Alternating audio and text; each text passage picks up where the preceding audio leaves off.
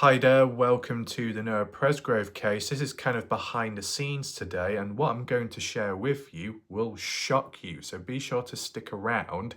This is kind of like an indirect viewer requested video, more so in which I give my reply back to a person called Lisa. Now, if they themselves feel negative or has any problems been caused, no, nothing bad whatsoever. I just wanted to make this video to respond back clearly, because I said I was going to in some previous videos, and then I can share with you honestly what's going on and how it does appear, because it's to do with the statistics part, to do with the awareness, the effectiveness of it, or the room for potential. So hopefully you stick around to get that full idea. If you are interested in previous coverage and the latest videos on the case, which are quite interesting, top right where the eye symbol is, click up there. If you want to leave a comment, be sure to drop it down below under this video, because it will help spread the awareness, and you can just share your thoughts and your reactions to today. And you'll find a pinned message as well if you want to support this channel in the comments with additional links.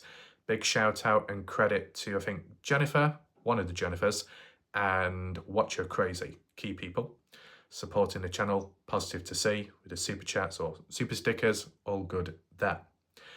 The order of how we're going to do things today, I'll look at Lisa's comments and replies first, and then I'll show you the screenshots and proof. 2 days ago, Lisa said, "See, I told you, Ref, you were being censored.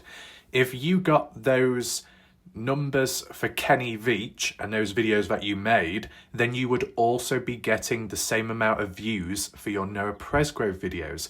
It's basically impossible.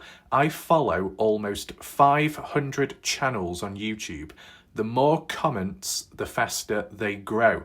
The amount of comments and activity on your channel and not be growing exponentially is a sign someone's paying YouTube. I've seen it happen with Meghan Markle creators. Yes, YouTube accept bribes and censorship. Don't mean to take anything away from your success, but you're being limited. I know personally, I keep turning the notification bell on and I never get notifications. I have to go searching. I have to go looking for you." So the last part is interesting. There's been a handful of people, viewers over time, that have missed my videos, that have returned back after a year of absence and said, "Sorry, I didn't know you were still alive, Warlight Ref. I didn't know you were still making videos because the notifications weren't working." But that happens to many channels out there. It's not just me. The best way to possibly fix it, providing you follow the steps correctly, is unsubscribe, resubscribe, and turn on all notifications. It might reset it, possibly. Knowing me, I'll probably say unsubscribe, and a lot of people do, but they forget to resubscribe, so I'll go from 15,000 to about 500. But no, it's understandable. I don't take Lisa's comment as a negative. I mean, it does make sense, and it does happen out there. Does it apply to me, though? Well, first of all, when you compare Kenny Veach to Noah Presgrove, they're different types of niches. Kenny Veach is a mystery missing person case with many theories and Area 51 military aliens. You know, it's a big, big thing there. As for Noah Presgrove, just as important but not a missing person, it's true crime. And true crime is just as popular as like a general niche. However, a particular case like Noah Presgrove, it's just not as of a hot topic as other people. It sounds bad, but unfortunately it's a popularity contest. That's why you get bigger YouTube channels move on and cover other things which are more popular, more successful. As for me, I stick around for as long as I can, even if it is with a lesser known case or a case that goes a bit dry. But as for Kenny Veach, that's passive growth. The Kenny Veach case will forever be, as long as it remains a mystery, very popular and of high interest. There will be spells and moments where it does better, certain months when videos are recommended more to strangers and whatnot. And if other big creators out there do their own videos and coverage, it'll encourage a new growth of audience to do the research and then eventually maybe stumble across my videos. It happened on TikTok, where some big channels covered Kenny Veach in short clips on TikTok, and then it led to people coming to my channel on YouTube, and within a month, in November of 2021, I got 419,000 views. Never thought that would ever happen, but it did, and it shocked me. Now, unfortunately, I've never been able to reach those numbers since. I'm doing what I can, but obviously it's not good enough. But as long as cases are kept alive, at least something is successful. And that's probably more important, to be honest. But for Lisa to have said the more comments, the more engagement on a channel's video, the better it will perform, that's true. I can agree with that, Lisa. With YouTube, the way they measure it is, when it comes to a channel, a video that's uploaded, if the initial audience, the regulars who watched the video, respond back to it positively, such as watching the whole video, hitting the like button, sharing the video, and dropping a comment down below.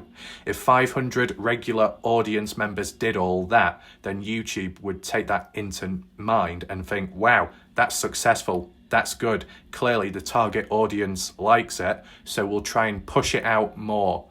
And that basically means the reach of the video. If the initial video does well and responds positively to the regular audience, YouTube will push it out there onto the main page, recommended videos to strangers. People who don't even know you, they'll come across the video and they may click on it. And if it does well, it'll keep on going on and on and on. And then it'll eventually slow down once it's reached a certain point, and then it declines. It differs from video to video, but that's just like how the algorithm works. But of course, if people leave more comments on channel videos, there's more engagement. So YouTube measures that. More engagement, YouTube more likely to push the videos out there.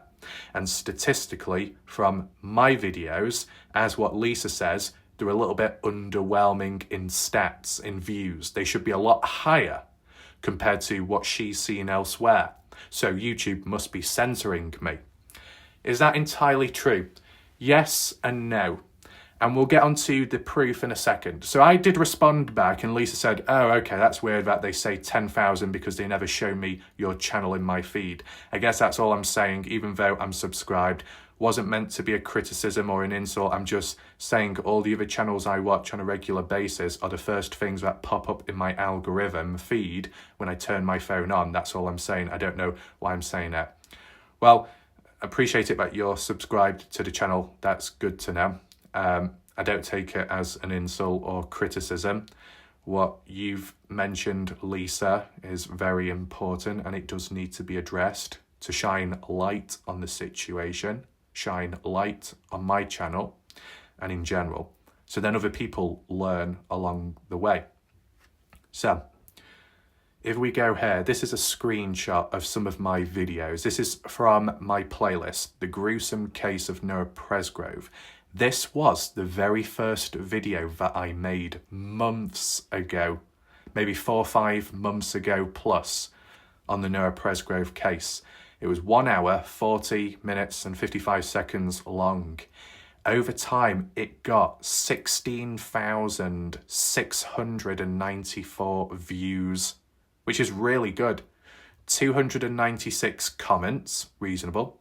385 likes and 11 dislikes. Really positive. Never expected it would reach those numbers. Now, it didn't reach it immediately, it was over time, but clearly the video was a success, right? But take in mind, this video that I did was my very first one, so it was kind of amateur. I just didn't know everything at the time. It was my first time covering the case, trying to make sense of it in one go. You know, like how people will read through notes and notes and notes and do lots of research. I do the research at the time of me recording the video in order for me to be efficient and to be able to create videos on a day-to-day basis. I know people could say that's risky, and if I have made mistakes, but to be honest, I made a couple of mistakes later on rather than when I first started off. Says a lot, doesn't it? A bit ironic, my life. But, you know, people responded back to this video somewhat positively. Maybe by covering the case for the very first time, statistically, it will be a higher boost. Just like with subscribers, if you wanted to gain a boost of subscribers, you move on to a brand new community, a brand new case, a brand new niche, do a video, get that awareness, people then come to you. And then obviously with time, it'll stagnate, it'll slow down because more and more people are already familiar with you. They're already subscribed, so they don't need to resubscribe, etc. That's kind of like what happened here. There was a boost in certain stats. It is what it is. That's good and appreciated. But, you know, you stick around long enough, things slow down. It's very normal. But it's interesting. 296 comments. And yet, if you go onto my laptop video coverage in recent time, that video that I did, the claims about Stevie and Landon selling a laptop on which has party footage on it, supposedly, that has over 300 plus comments. It's insane. But does it have 16,000 views? No. So it goes to show that there isn't always a clear correlation with high engagement equals high amount of views. Not always. But if we take a closer look, this is what it looks like on the studio. 16,693 people watched this video on here. Okay? 3,400 watch hours by the people that viewed it, which is reasonable, 3,400. The next slide, what I'm going to move on to now, will shock you. And it's to do with the same video. 118,000 people in total could have watched my video, but only 16,600 watched it. So basically, the impressions are when my video is pushed out there to a wider, broader audience of strangers. You get the initial first wave of people that come along to your channel to watch. And at the time of when I did this video, no one knew me from the Noah Presgrove case because I just appeared out of nowhere, right? But my pre-existing audience and those that carried over from the Dylan Rounds case, big shout out to them, watched this video, responded positively, interested by a new case. Then that would have sparked YouTube to push the video further out there to a different audience, a wider one. And over time, accumulatively, it gained more views, as you see. But with more views comes higher impressions. So for 118,000 people on this earth, my video was shown to them on either the YouTube homepage, recommended page, video library. But whilst that many people saw it, they did not click on the video. If they clicked on the video, I would have 118,000 views on just one video about the Noah Presgrove case. Okay? Why did those people not click on it? For numerous reasons. Likely because they are not interested in true crime or they're not interested in the Noah Presgrove case. I know the excuse or the line could be used as in, well, no, people did see your video, but they thought it was shit. My video is bad quality. That's why people didn't watch or click. But this is the thing, you can't say that. How are people going to come to that conclusion if they haven't watched the video yet? As soon as they click on the video, even if it's just for a couple of seconds, it counts as a view. So if 117,000 people said, I avoided your video because the quality of it was poor, the only way you would know that is if you clicked on it. And if you clicked on it, I would have 117,000 plus views. So more than likely, people didn't watch because they're not interested in that topic or in that case. So it does go to show that the Noah Presgrove case could be more popular, could reach more people. It's just that people out there don't want to learn, or it's just not of their interest. You can't force it on them. As for me, myself, there'll be many videos recommended to me on YouTube which I'm not interested in, or I might not quite have the time to watch it, so I just avoid it, I don't click. So then for another creator out there, statistically, they're missing out on viewers because those viewers aren't interested, such as me. So I can't complain when I do the same thing, okay? But it is shocking how many people could have watched it. It's like with the Kenny Veach case. I don't have it with me right now, but one of my Kenny Veach videos got over 170,000 views. But as for impressions, it's at 1.1 million. I could have got 1.1 million views on a video. It's hard to believe. Now, I know it's really small, but that's the rest of my videos, or a portion of them in my playlist. And as you can see, some have 2,400, 7,200 views, 2,000, 1,000, 4,000, 5,000. It's really positive to see because at the time when I was starting off, it was pretty high. It was good. It showed that I was on the right pathway, spreading the awareness, working out. If you focus in the midsection of the screenshot where it shows the circle and it says "You're next," new shocking finding, threatening comment by Stevie Howard. You remember that video where Stevie Howard said, if we were responsible, we would have done a better job at disposing of Noah and you wouldn't have found him. Well, that video got 5,784 views. Reasonable. That is the reach. 51,000 people could have watched that video about Stevie Howard and her threatening comment. 51,000 people would have seen that dark side of the person. So as for the awareness, my video did do that. It's just that 51,000 people, most, weren't willing to watch the video. And there's nothing I can do about it. Another one that I did, alleged transcript of house party. 51,800 people the video was shown to, but only a few thousand watched the video.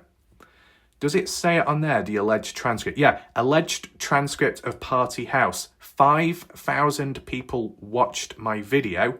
51,000 people did not. Well, under 51,000, because you got to take the 5,000 into consideration.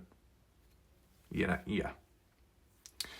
Caden Pressey, Jack Newton was awake. That video got 52,000 impressions, reach-wise.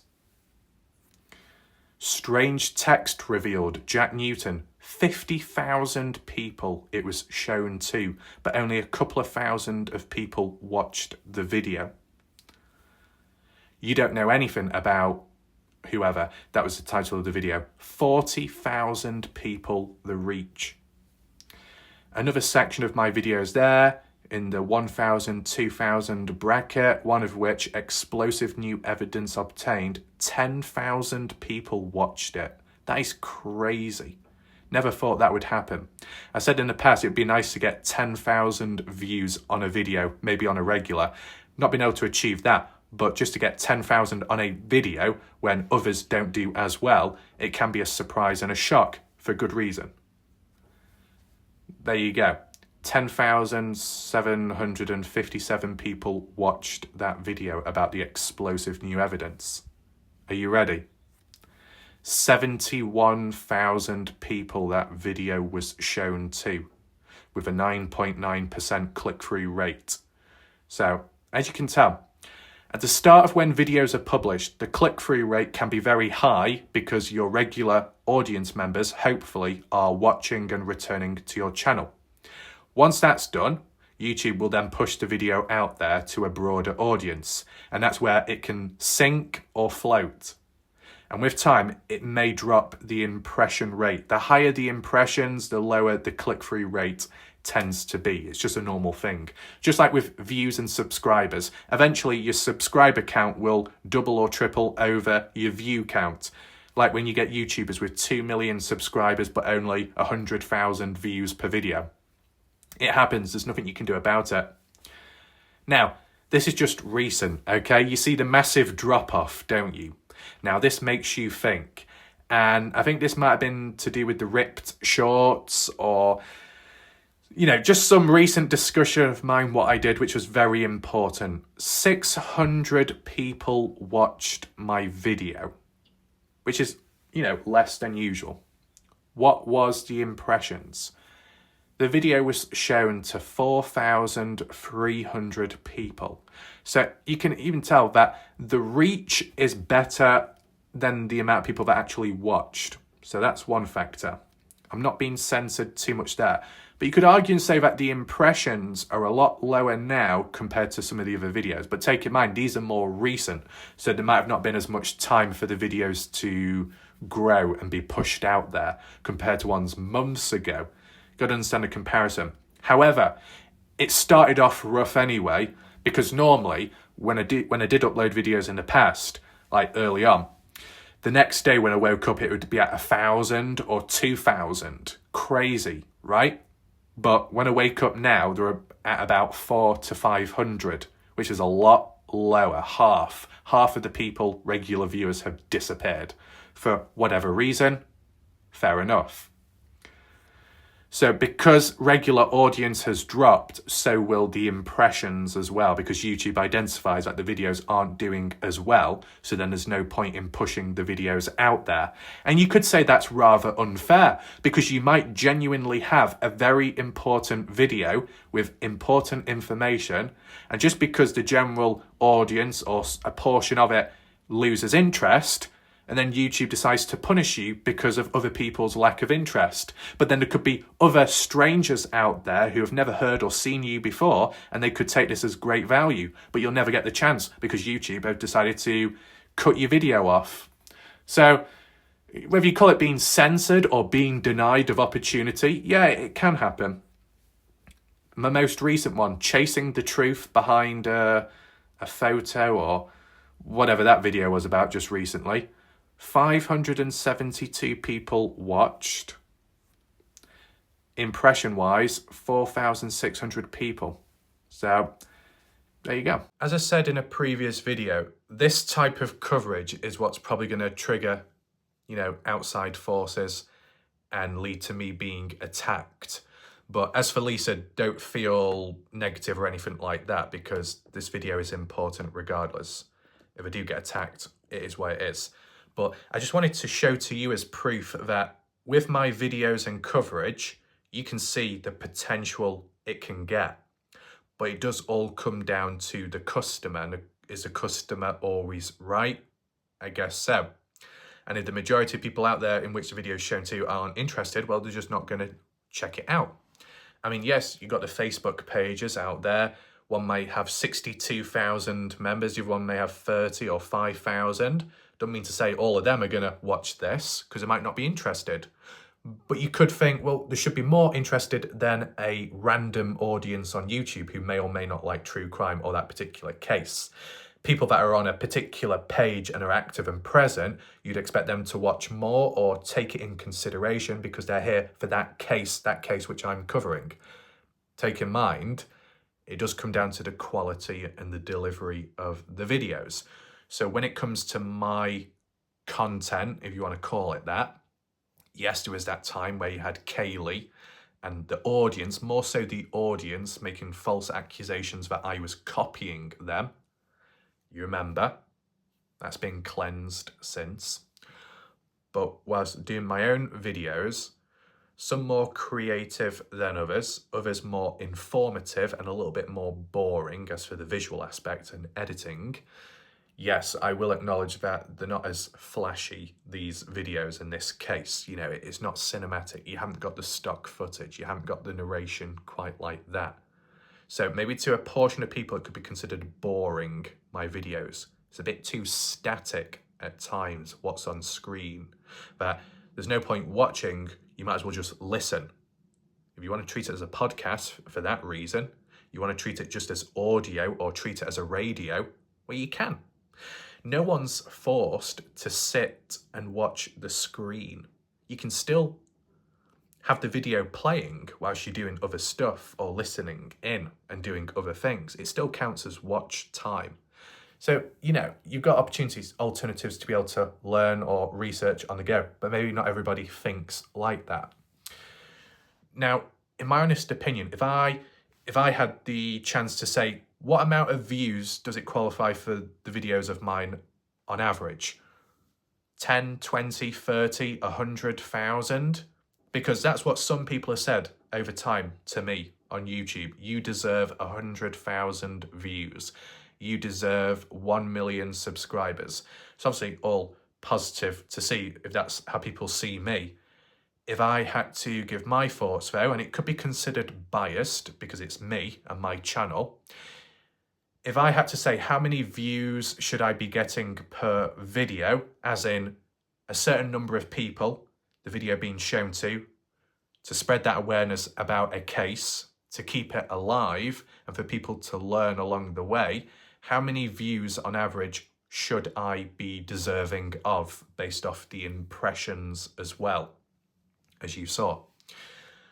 I would say probably around 5, pushing it to 10,000 views per video. Maybe on an average 7,200 views per video. That's what it should be, in my opinion. Bigger channels out there will cover this case and will get 200,000-300,000 views. Why? Because they've got a bigger channel, more audience members, more regular viewers.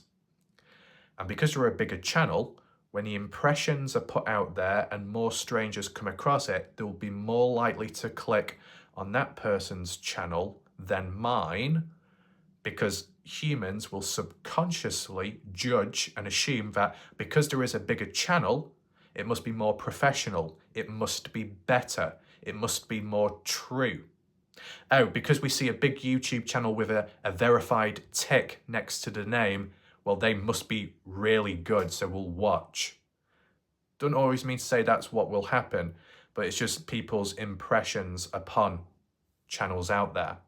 Whereas someone like me, who is a much smaller channel, they're less likely to think, right, this person knows what they're doing, so we'll click. They'll probably avoid and think, well, it's a small channel, meaningless, probably don't trust that person, we'll avoid. It happens. It's a popularity contest at the end of the day.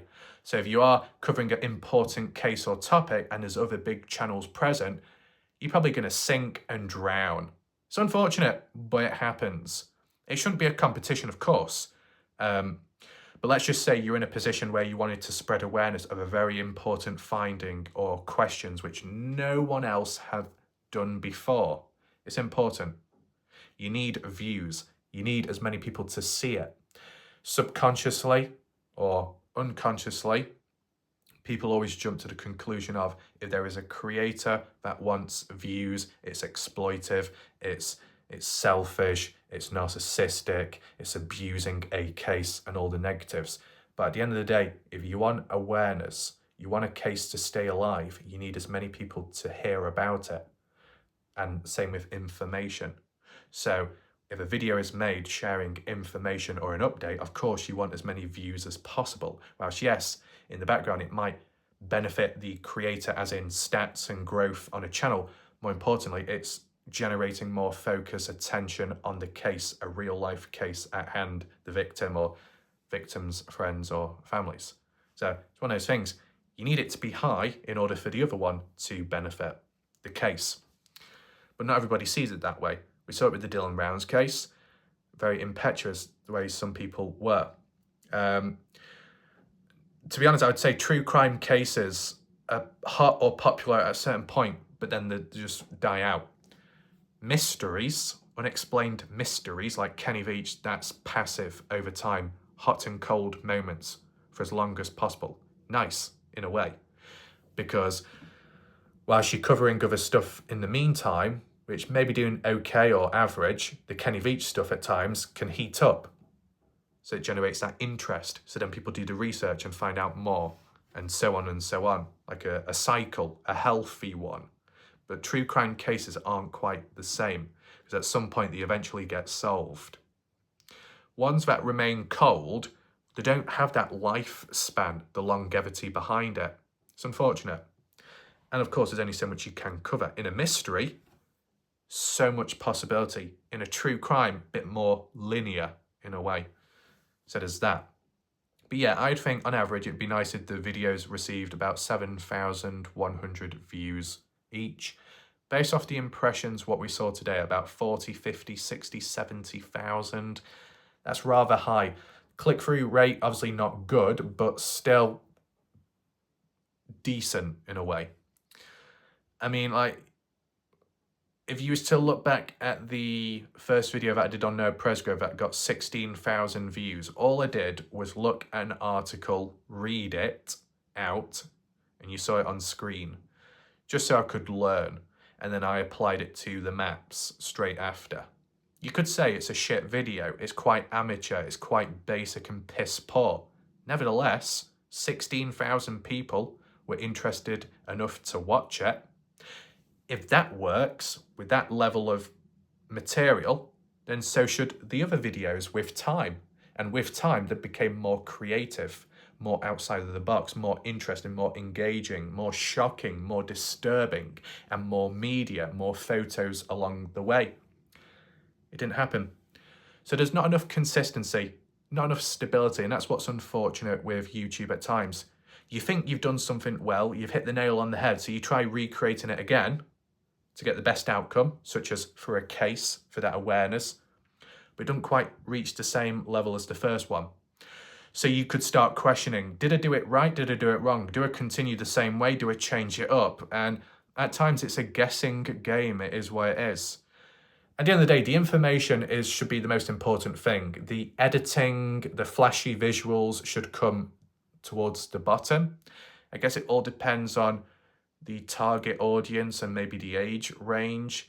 If it was with younger audience members that may like it short, snappy, flashy screen, colourful, bright, or mysterious, dark, certain presence and ambience to generate that interest, to keep people around so they don't get bored with a static screen. I can understand you might need to make adjustments, but if I be honest with you, I've been there, I've done that.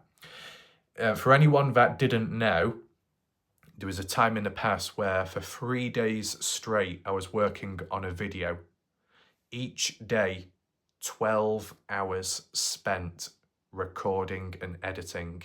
It was absolute hell. And by the end of it, honestly, I wanted to smash my head against a wall. But I was glad that I got it done. And the reason why it took so much effort is because I was getting stock footage, I was researching, I was piecing it all together, finding little clips whilst the narration was already done. The music as well, make sure it's above board and everything. In the end, I got a false copyright claim. And because I was inexperienced at the time, I deleted the portion of that content. So the way the video ended was quite abrupt, so it was missing out. So unfortunately, it was ruined my video in the end after all that time spent. But nevertheless, it wasn't just that. Despite spending 12 hours every day for 3 days straight to make that video, a really high-end video for sure, like what professional YouTubers would do. I really put a lot of effort and time into that. And when it was uploaded, you know how many views it got? 1,000. 1,000 views for a high-quality cinematic narration-based dark ambient themed video of an entire story of a viewer on my channel that appeared and then disappeared, went missing with time, and they shared a dark backstory as to them being followed and all kinds of dark stuff. To spread that awareness, to get answers. Didn't lead to much, didn't lead to the reach either. A few months ago, I did a mystery video, you know, an actual standalone separate case, a standalone separate mystery. I was excited. I was looking forward to it. It took me 2 days. I spent hours making it and narrating and everything. You know how many views it got? 1,000. The click-through rate was 1.1%. How can videos like that with more effort, more quality, do worse?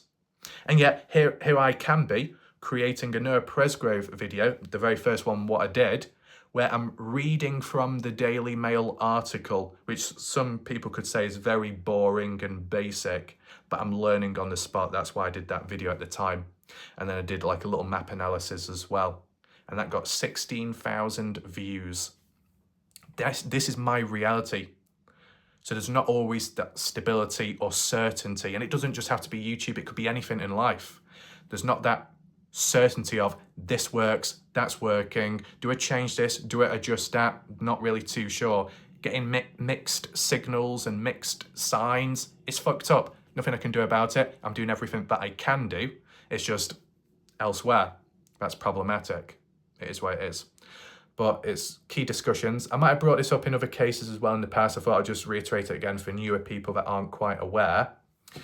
Is there anything else to acknowledge? Don't think so. But hopefully it makes sense. At the end of the day, I don't think I'm being censored by YouTube in regards to this case. Moreover, I was censored or silenced by strangers in the past that falsely reported 20 of my Noah Presgrove videos, if you remember. YouTube were the ones to defend me for once. After that, they let me down. Typical. But in that small moment, they just basically said that I'd done nothing wrong, it's all fine. Whoever it was, whatever it was, there was an attempt to silence me. It didn't work. And ever since, not really had as many issues, just that some people out there have obsessions with me further afar, which is a bit pathetic. Don't know why, but there's that. So that's pretty much it, I think. I'm trying to think of other stuff, but there's only so much that can be said. There might be a couple of more videos of Noah Presgrove to do, which will be shorter. I need to do a comparison one, which will be interesting to some people as for before and after. Before and after photo comparisons can be quite interesting as to what they do reveal and what's no longer there. I'll have to do that next, possibly, or see what else there is and see what other twists and turns are around the corner, because you never know. But hopefully you enjoyed the video, and hopefully it does answer some questions and points of interest. And yeah, even like when certain stuff does perform well, or that awareness is there, you'd hope for it to happen. But like, in my opinion, I never expect anything positive to happen. That's just the way I am. I never expect anything good to happen. So when, or that's too confident, if something good happens, it's obviously more of a shock and surprise. So you can benefit more from it in that way. So yeah, my name's Warlike Raf. I'll see you next time. Goodbye. Good night for now.